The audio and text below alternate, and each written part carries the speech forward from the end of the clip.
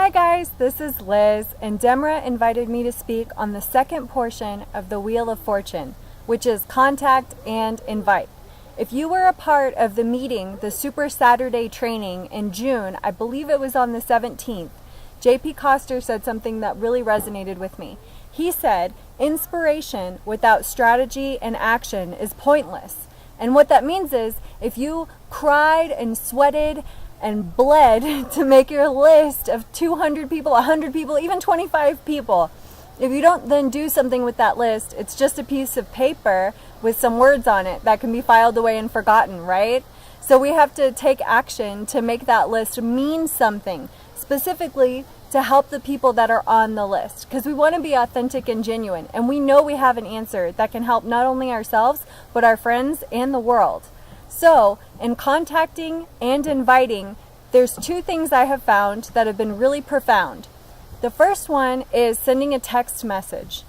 Text probably doesn't beat a phone call, but when you're just getting started, like I am, you can get really nervous to talk to people on the phone, and you don't want to ramble, and you don't want to come across as disingenuous, especially not to your friends. So sometimes texting in the beginning takes that pressure off of you to be concerned about what you're going to say or how you're going to say it. You can play around with it, you can edit it. It's not like you're on the phone and you accidentally ramble and ramble and ramble and you never give anybody a chance to say anything. So sometimes texting in the beginning is really helpful. The text messages that I send for people that I'm very close to are something along the lines of my own personality. I'm kind of hyper, I move fast, I have a lot of energy, and I'm very affectionate. So to make up a fictional text message, I might be like, hey Marissa, with a lot of exclamation points. This is Liz. We haven't gotten a lot of time to connect lately. I just wanted to reach out to you and see if you're free to grab some coffee or some dinner together. I know my schedule's been busy. I'm sure your schedule's been busy too, but you're really important to me and I wanted to take some time to catch up with you. Something just really quick and brief that lets them know that they're important to me. The nice thing about a text message is when you get a text message back where someone's like, no, I'm busy, it, for whatever reason, doesn't seem to be as painful as if you're on the phone with somebody, you know? It's very easy to be like, oh, okay, well, we'll catch up another time. So when you're first getting started, having a text message, sending text messages to people is great. If I'm sending a text message to someone that I don't know as well, I'll probably say something along the lines of, you know, hey James, thank you so much for the work that you did on our house. I really appreciated your help and your care. Listen, you were talking while you were working on our plumbing line about how you were having a tough time and you were getting older and you needed to retire. And I just really felt like I understood you very well, and I was wondering if my husband and I could catch up with you sometime to learn a little bit more about you and about your needs. And or another thing might be to learn more about your business if they're a business owner. And it's something that's quick and short and professional. It lets you know that, or it lets them know that you heard them and that you care about them, and it makes them to feel special and important, you know, as a connection. So that's contacting and inviting, and those are the first couple of tips that I have for you. The second thing that I said that I would address with you on contacting and inviting is your enthusiasm. You have to have enthusiasm and persistence. You have to have it for almost anything in life, but especially if you're using your phone to reach out to people. It doesn't really matter what field you're in.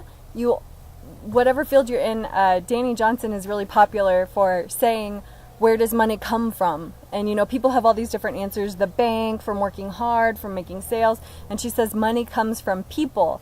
So if you don't have good people skills, or if you're not talking to people, then you're probably not going to be successful in whatever your endeavor is, whether it's to help more customers change their lives, or whether it's to bring on business builders that you know this could have a positive impact on not only their lives, but the lives of the children that we're trying to help. So enthusiasm and persistence. I don't mean to tell you, if you're somebody that is laid back and analytical, to fake it or to come across as disingenuous, because obviously your friends would know.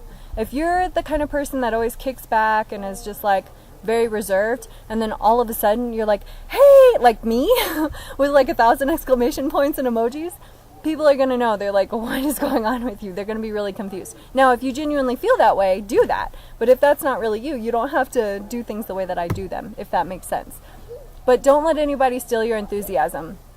And that's where personal development, I think, comes in as well. If you're doing your trainings every day the way that this great company tells us to do, then you're going to have a lot better of a time, because you're going to know that what you have is something that other people need to know about.